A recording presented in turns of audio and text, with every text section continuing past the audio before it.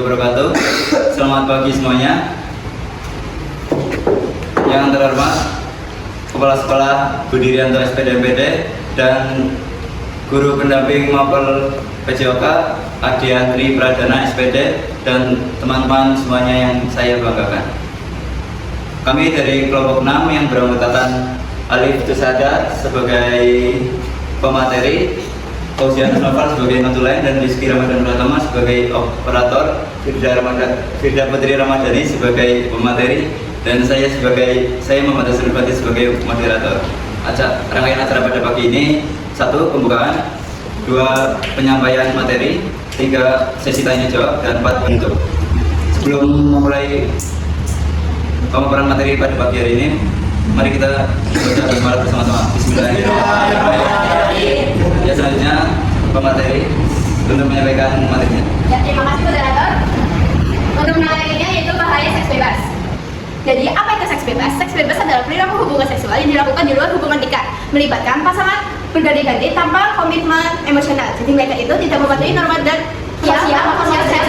Seks adalah segala bentuk perilaku yang didorong oleh hasrat seksual, mulai dari pegangan tangan hingga melakukan hubungan intim yang dilakukan oleh pasangan yang belum melakukan ikatan nikahnya resmi. Contohnya sentuhan fisik mulai dari pegangan tangan, berpelukan hingga melakukan hubungan intim. Yang kedua adalah meraba area sensitif, meraba area intim baik perempuan maupun pria. Yang kedua adalah ONS atau one extent, cinta satu malam yang dilakukan oleh hubungan atas ikatan emosional tanpa jangka panjang hingga ada rencana untuk melakukan hubungan lanjutannya.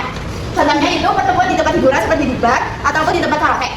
Mereka itu ngobrol, habis itu tiba-tiba melakukan hubungan intim di tempat salah satu pihak ataupun di hotel.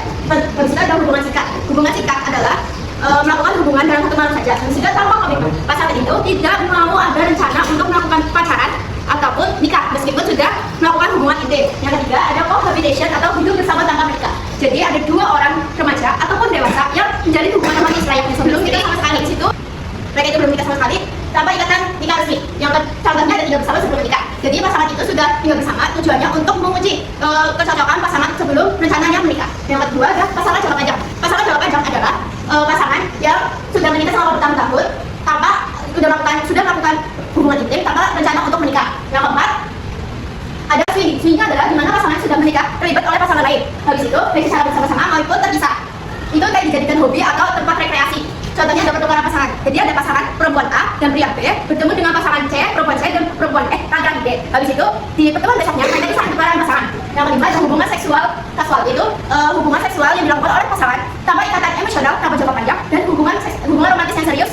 Habis itu contohnya itu TTM atau teman tapi mesra, adalah dua teman yang saling berkenal melakukan hubungan intim tanpa adanya mau pacarannya atau fakta bergaul seksual.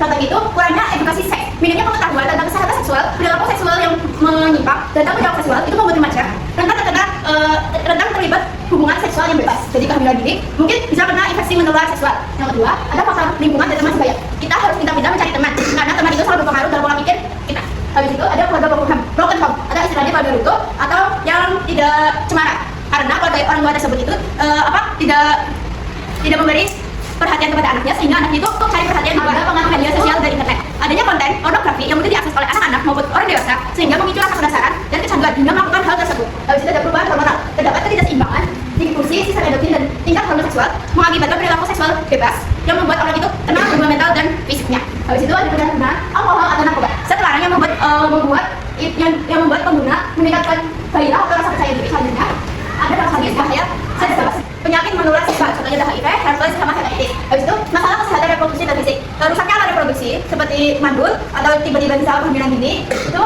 dapat menyebabkan dampaknya. Habis itu ada dampak sosial di masa depan, itu kayak diasingkan oleh orang, dapat latar belakang kriminal, masa depannya curang, menjadi pang. Ada solusi menghindari bahaya seks bebas, itu penguatan pendidikan agama di bawah. Kita sejak kecil sudah ditanamkan keimanan sejak kecil. Jadi kita tahu mana yang benar, mana yang salah, yang benar kita ikuti, yang salah kita hindari. Habis itu ada membangun komunikasi terbuka keluarga. Kita harus membuka komunikasi terbuka dengan keluarga.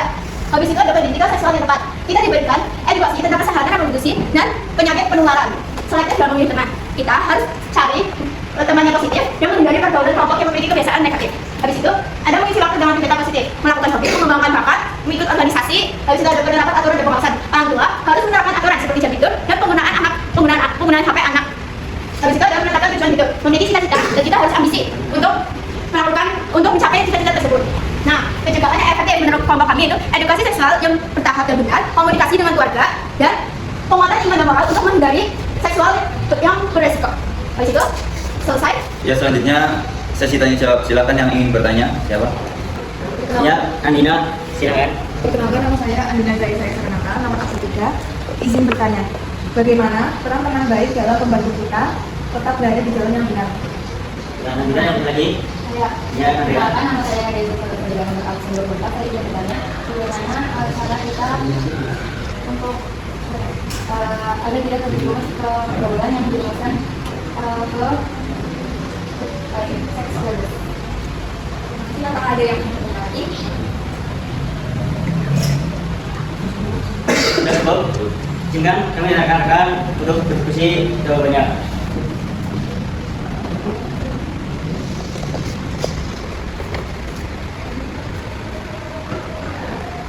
Ya, dari Andina.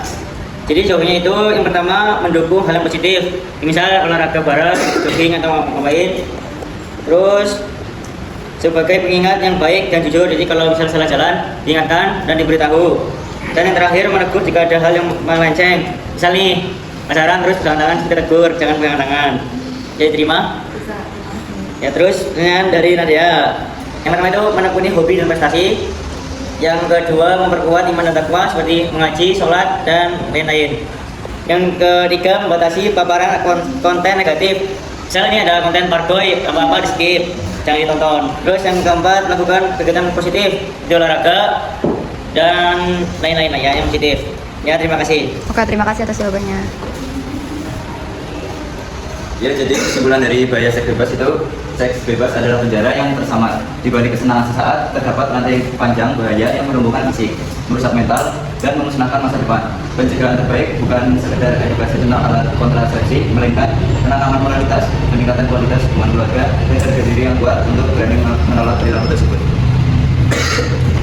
Ya, cukup sekian dari kelompok kami. Mohon maaf bila ada kesalahan. Semoga materi ini dapat bermanfaat untuk kita semua. Amin. Terima kasih. Wassalamualaikum warahmatullahi wabarakatuh.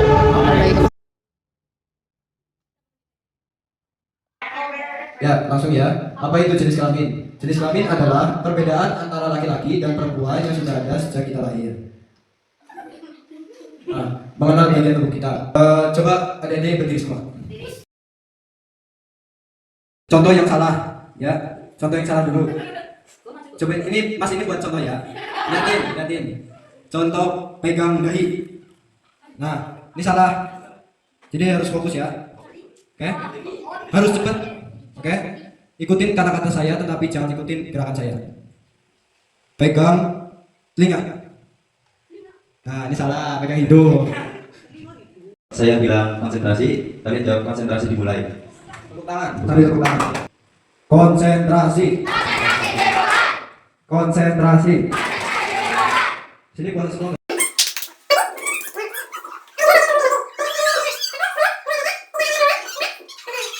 Jadi kenapa ini bagian tubuh pribadi? Karena contohnya kayak gini, kalian megang bibir teman kalian tanpa izin, teman kalian marah nggak? Dan disentuh oleh orang lain, kecuali orang tua atau dokter dengan izin. Jadi kalau dokter itu kan ngecek kesehatan kalian, pasti kan izin kan? Kalau dokter tuh nggak apa-apa sama orang tua.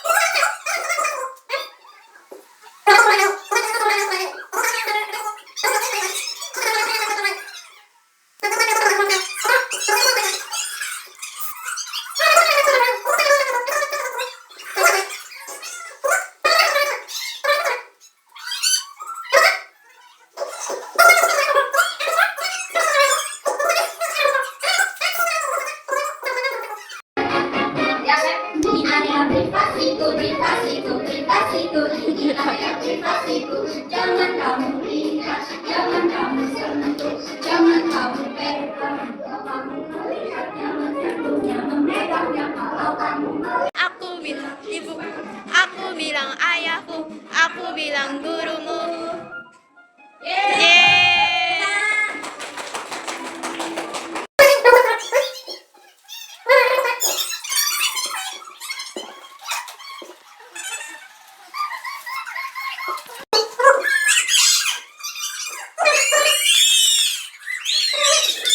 Siapa bisa tulisan dulu seperti itu? Menurut kamu, area mana yang tidak boleh disentuh sama orang lain? Kenapa? Kita harus mandi. Ah, yang tadi itu, tadi satu.